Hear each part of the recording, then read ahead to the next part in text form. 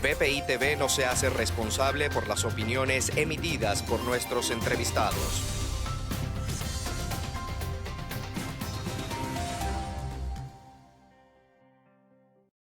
Este programa es presentado por English Spot, Teaching the Future. y Camerino, Professional Makeup.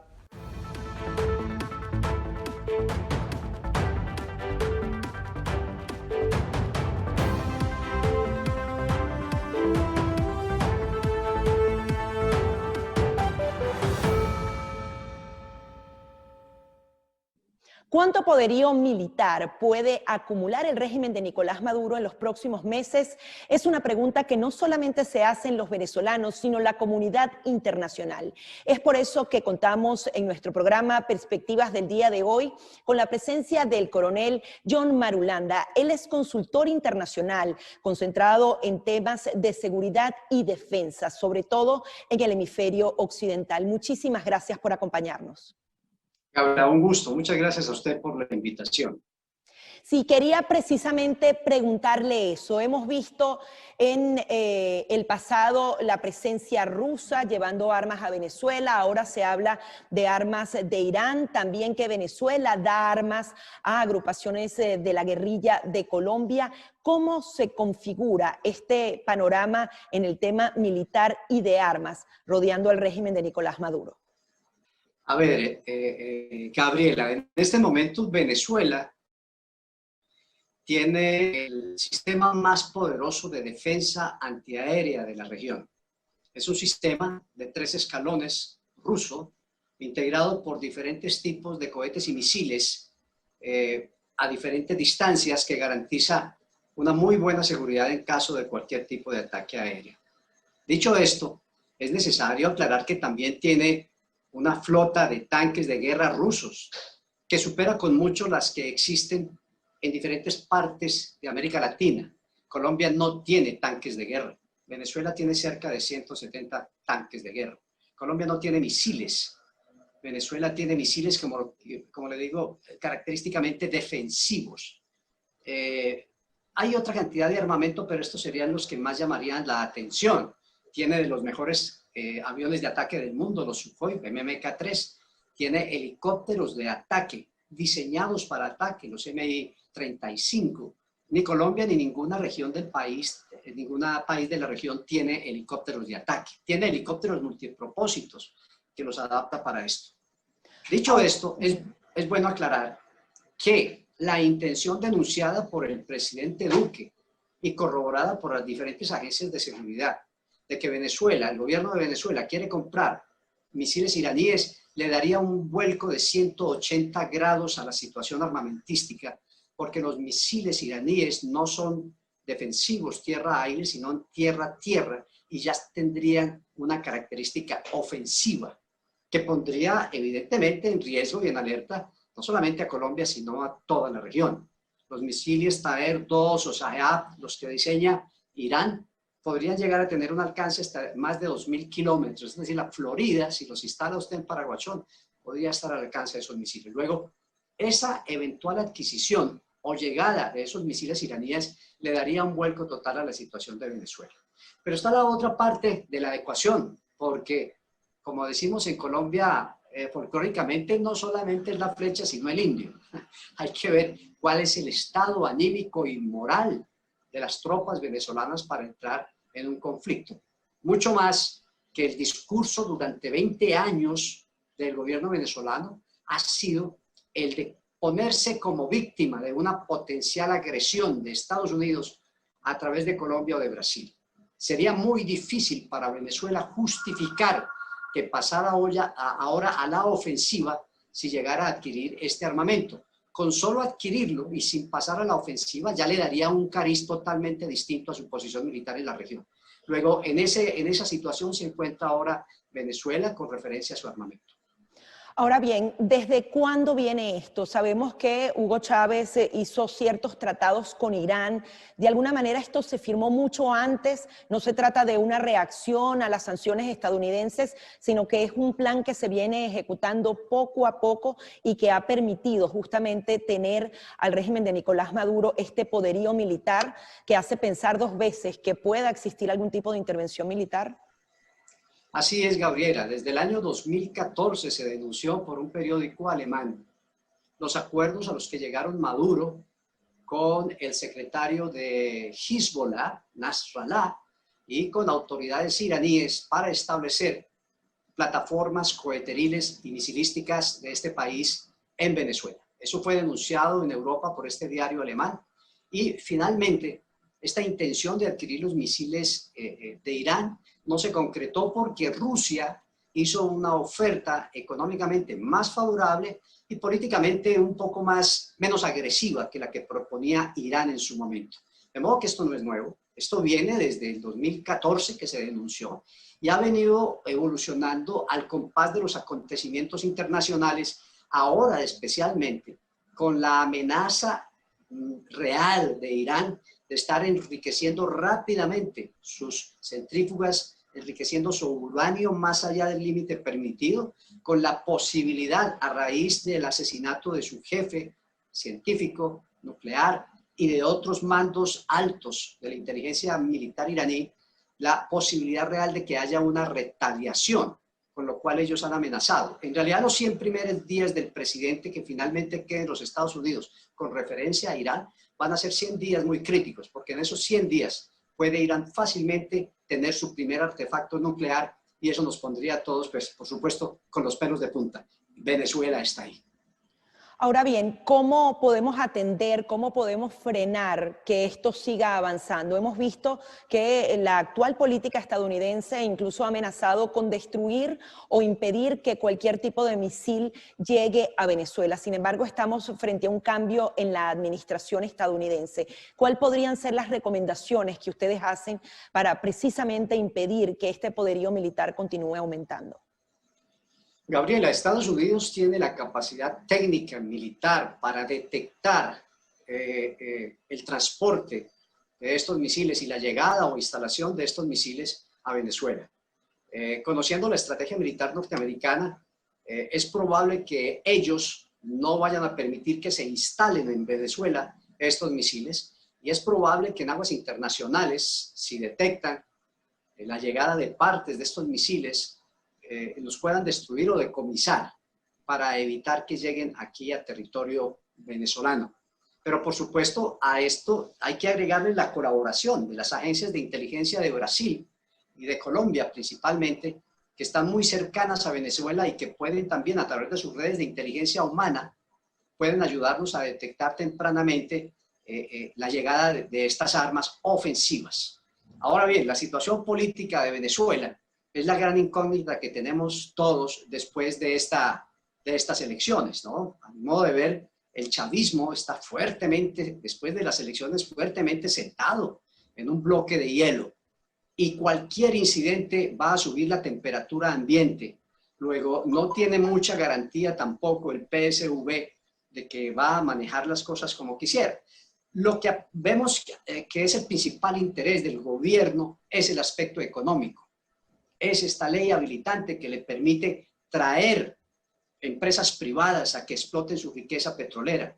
De hecho, ya ha puesto una unidad militar completa a producir y a manejar bitcoins como una alternativa a los bloqueos de Estados Unidos. Luego, la pelea del gobierno, la lucha del gobierno chavista ahora es por salvar la situación económica que lo tiene realmente sumido en un desastre alimentario, un desastre de salud, un desastre de seguridad, un desastre que se acaba de demostrar en las elecciones cuando nadie quiere votar ahí, solamente una minoría del PSV consolidó este supuesto poder que ya ha sido negado por más de 50 países en el mundo.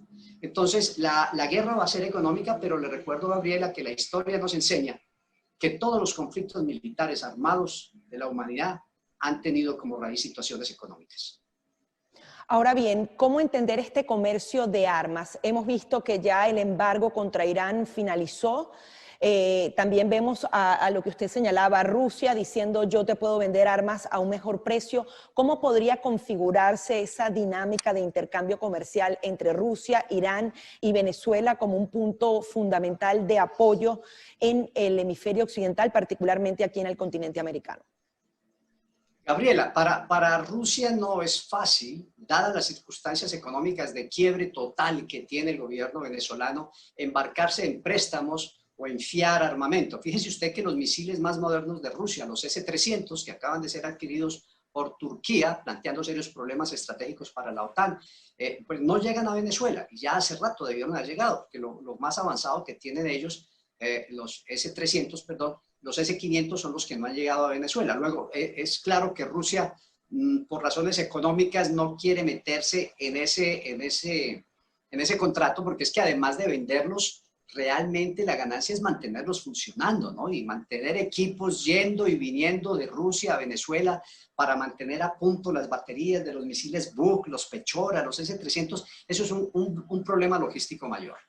China sigue dando algún armamento, aunque ha frenado un poco, pero le ha dado aviones polivalentes de combate, aviones de carga, lanchas de desembarco. Todos esos carros de policía que atropellan a los estudiantes son de origen chino, radares, le ha dado radares. Bueno, lo que ya hablamos de Irán.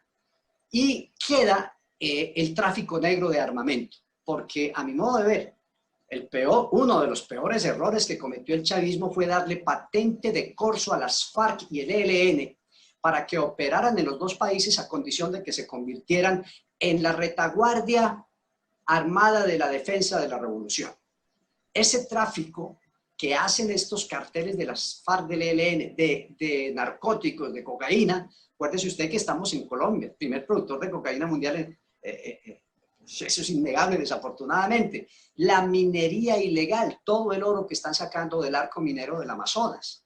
No solamente el oro, el coltán, los diamantes. Eso produce una gran cantidad de dinero que lo único que hace es facilitar el trasiego, el contrabando ilegal de todo tipo de armamento. Por supuesto, lo primero son armamentos, fusiles de asalto. Fíjese usted las últimas fotos de los bandoleros estos de la nueva marca Italia con unos fusiles muy modernos de asalto. Pero al lado de eso van otro armamento que se puede conseguir en el mercado negro, los IGLA, cohetes del hombro, manpads, antiaéreos, y una cosa bien interesante, Irán, Venezuela está construyendo drones con tecnología iraní. Acuérdese usted que esos drones participaron en el más grande ataque en contra de la más grande refinería de Saudi Arabia el año pasado, y esos drones podrían ser utilizados por las FARC o por el ELN con concesión del gobierno venezolano para atacar blancos colombianos prioritariamente y de pronto brasileños. Ahora el ELN está en Perú, en la provincia de Loreto, dedicado al narcotráfico. Entonces es un problema complejo de seguridad que concluye en que Venezuela es la amenaza de seguridad número uno para la región, prioritariamente para Colombia, pero para toda la región. Es la plataforma en donde el crimen organizado transnacional, con la aquiescencia del gobierno madurista, tiene la capacidad de adquirir todo tipo de armamento y de, en un momento determinado, desestabilizar la región. Ahora bien, si Estados Unidos o los países de la región decidieran entonces dar un paso más allá, un paso militar en contra del régimen de Nicolás Maduro, ya no es tiempo de hacerlo porque tienen justamente esta coraza militar, porque también había un tema en el mantenimiento y en el manejo de esos misiles, por lo menos del equipamiento actual de Rusia dentro de Venezuela. ¿Realmente ellos pueden contrarrestar un ataque de Estados Unidos o todavía no están suficientemente preparados para poder entonces poder frenar algún tipo de contraataque de Estados Unidos o incluso algo particular para frenar que estos misiles iraníes no lleguen a Venezuela? Venezuela tiene la capacidad material de enfrentar un ataque aéreo de Estados Unidos, no por muchas horas, yo diría por minutos. Tiene la capacidad armamentística de atacar exitosamente a las fuerzas militares colombianas. Pero el problema no es ese, Gabriela, el problema es que sus tropas no tienen la moral. No solamente la moral, porque son cuerpos que se han corrompido, se han dividido y no tienen un liderazgo real, sino porque hasta los soldados están sufriendo de lo que sufren todos los venezolanos. Una reducción del casi el 50% en la ingesta de proteínas. Es un ejército con soldados debilitados proteínicamente, solamente comiendo harinas, que los hace obesos, gordos, no aptos para ir al combate. A eso agréguele usted que los Estados Unidos tienen la capacidad de detectar tempranamente. Usted hace una pregunta que todos nos hacemos. ¿Por qué no se actuó oportunamente en su momento? El buenismo de Obama no ayudó a nada y las negociaciones de Trump tampoco. Y ahora el problema se va a crecer mucho más y actuar militarmente con una intervención, dijéramos, humanitaria, va a generar un gran ruido de parte de todos los aliados de Venezuela, que son China, Rusia, Irán, Turquía. Por supuesto, el peor parásito de América Latina, que se llama Cuba, está ahí viendo qué sacan. Y ellos van a hacer un gran ruido y para Estados Unidos ese se le convierte en un problema que no tiene el valor geoestratégico de otros problemas con los que está lidiando, como es el Pacífico y su alianza con Japón, como es el estrecho de Taiwán y el equipamiento que le está dando Taiwán frente a China, como es su alianza con la India, como es su problema con la OTAN. Son problemas serios. Estamos hablando de países con capacidad nuclear: India, Pakistán, China, Rusia. Frente a eso, la situación de Venezuela palidece, la situación de América Latina, del patio trasero de los Estados Unidos, palidece. Y entonces no se ha logrado definitivamente sacar ese problema que ha venido creciendo, pero después de las últimas elecciones, desde el punto de vista político, es clara la debilidad que tiene este gobierno y eso sería un punto coyuntural para saberlo explotar oportuna y adecuadamente. Ahora bien, sumada a toda esta amenaza geopolítica, en donde estamos hablando también de algunas potencias militares del mundo que se encuentran enfrentadas, sobre todo contra Estados Unidos, hay también un problema interno, hay un problema de narcotráfico que va directamente relacionado a la guerrilla de las FARC, del ELN, a todos esos grupos denominados terroristas que provienen de Colombia. ¿Cuál es la situación actual de estos grupos dentro de Venezuela? Grupos narcoterroristas, Gabriela, y ahora ya no proceden de Colombia, ahora ya vienen de Venezuela. En Colombia las fuerzas militares lograron derrotarlos militarmente, pero desafortunadamente, como le dije, el gobierno chavista les dio a ellos, terrible error, una patente de corso, para que con el cuento de que son la defensa estratégica, retaguardia estratégica de la defensa de la revolución, puedan operar y delinquir tranquilamente en su territorio. Las FARC tiene 9 frentes en 12 estados. Me puedo equivocar ahí un poco, pero el ELN tiene 12 frentes en 18 estados venezolanos. Las FARC siguen pegadas a la frontera con Colombia, yendo y viniendo, yendo y viniendo. El ELN se ha ido profundo hasta los estados Bolívar, Amazonas, fronteras con Brasil. Ha estado muy al fondo. Todo con la aquiescencia del gobierno venezolano. Ahora ellos, con el dinero del narcotráfico y la minería ilegal, han venido reclutando a gran cantidad de jóvenes venezolanos. Yo diría que el 50% de los 2.000, 3.000 efectivos del ELN y otro tanto, un poquito menos de las FARC, son jóvenes venezolanos que no tienen futuro y que lo único que pueden hacer es que los contraten, les den algún dinero e incorporarse a estas organizaciones narcoterroristas. Esto, por supuesto, va a terminar mal. Va a terminar mal. ¿Por qué? Porque todos estos, más de 30 grupos delincuenciales operando en la frontera más peligrosa del mundo, que es la frontera colombo-venezolana, están dedicadas cada cual a hacer su feudo, a consolidarse, a tratar de expandirse. Allá todos mandan, ninguno obedece, cada cual está haciendo lo suyo. Las FARC están peleando entre las facciones de Iván Márquez y las de Gentil Duarte. El ELN a ratos se amiga, a ratos pelean y se matan entre ellos, y todo eso al vaivén del comercio del momento, de la ganancia del momento. Es decir, están totalmente envilecidos por el narcotráfico, la minería ilegal y demás. Y eso les ha perdido mucho, si fue que alguna vez lo tuvieron, de su ideología revolucionaria para llegar y mantener el poder. Entonces lo que vemos en la frontera es realmente dramático. Le recuerdo, Gabriela, la UNICEF acaba de llamar la atención. Dice que más de 21.4 millones de niños venezolanos van a necesitar ayuda humanitaria por escasez de alimentos dentro de pocos meses. Y claro, gran parte de esos niños venezolanos se van a cargar al drama de la frontera venezolana, porque ahí es donde está llegando la gente a buscar comida. Y en esa frontera, unos tratan de escapar de Venezuela, otros tratan de volver a la querencia y se crearon estos puestos de ayuda social integral que se han convertido en campos de concentración. Entonces, la frontera colombo-venezolana es una tierra de nadie en este momento, que no la controlan ni la gobiernan ni Caracas ni Bogotá, en donde las fuerzas militares que desplazan, las medidas que se toman, los anuncios que se hacen, son rey de burla, son rey de burla. Es decir, usted cierra la frontera y hay, en solo Catatumbo, usted cierra la frontera en Cúcuta y hay 172 pasos, imposibles de controlar, por donde se mueve el tráfico humano. Hay tráfico de sexo, tráfico de armas, tráfico de humanos, tráfico de ganado, tráfico de gasolina. Ahorita estamos en tráfico de juguetes por época navideña. Entonces, es un problema realmente dramático frente al cual las posiciones y las decisiones que toma Miraflores y la que toma el Palacio de San Carlos no son nimias para arreglar este problema. Así las cosas. La gran expectativa es qué va a hacer el nuevo gobierno, sea de Biden o sea de Trump, con Venezuela. ¿Qué va a hacer con América Latina? ¿Qué va a hacer con este problema que ha venido creciendo y creciendo día tras día? Ahora bien, usted dice que justamente estas organizaciones y Colombia en general es el mayor productor de cocaína del mundo. Estamos hablando entonces de esa guerrilla que se mudó a Venezuela.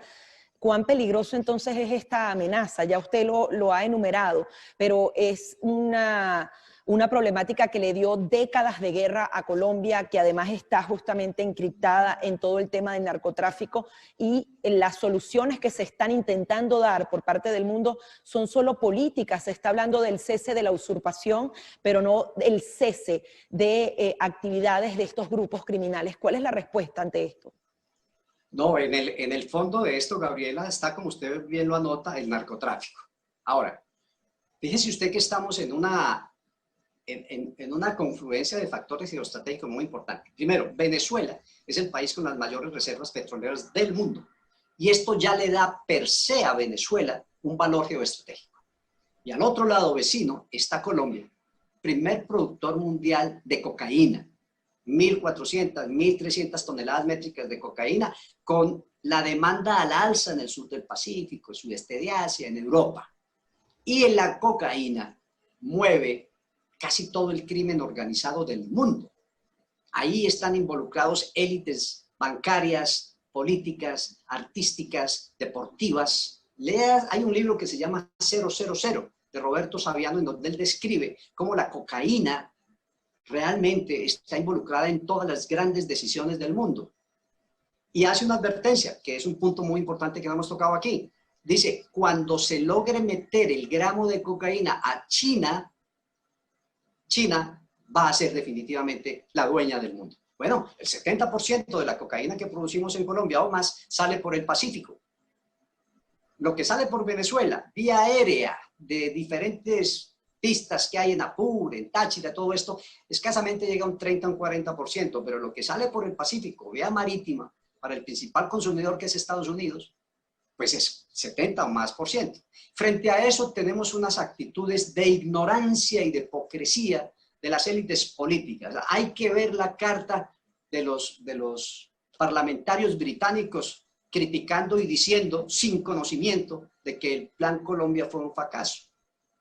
Hay que ver los pronunciamientos de una señora del Parlamento inglés sobre Colombia. A mí no me cabe duda que eso es estimulado por el peor presidente que hubo en Colombia, que se llama Santos, quien fue el que disparó el problema que estaba relativamente controlado. En la negociación de La Habana, que se negoció con uno de los narcocarteles más grandes del mundo, que se llaman las FARC, no se atrevieron a tocar el asunto del narcotráfico, y la exigencia inicial para que este señor lograra su premio Nobel era que había que parar la fumigación. Paró la fumigación y mira cómo él entró con 48.000, 50.000 hectáreas y entregó el país con más de 170.000 hectáreas de cultivos ilícitos. Entonces, es un problema que evolucionó por mal gobierno, por una mala percepción estratégica de ambos gobiernos, tanto de Venezuela como de Colombia, y que nos tiene ahora pues en todo esto que hemos hablado, que es de una gran incertidumbre sobre qué es lo próximo que viene para la región. Realmente una situación muy dura que nos toca enfrentar no solamente a los venezolanos, sino a toda la región, al mundo entero, y parece que se nos está venciendo el tiempo. Muchísimas gracias por su participación. Gabriela, un gusto. Gracias a usted por su invitación. Son Siento las mucho haberla declaraciones. preocupado tanto, ¿no? Sí, es bastante preocupante. Así es. Son las declaraciones del coronel John Marulanda, quien es consultor internacional en materia de seguridad y defensa para todo el hemisferio occidental. Hasta aquí nuestro programa Perspectivas. Este programa es presentado por English Spot, Teaching the Future. y Camerino Professional Makeup.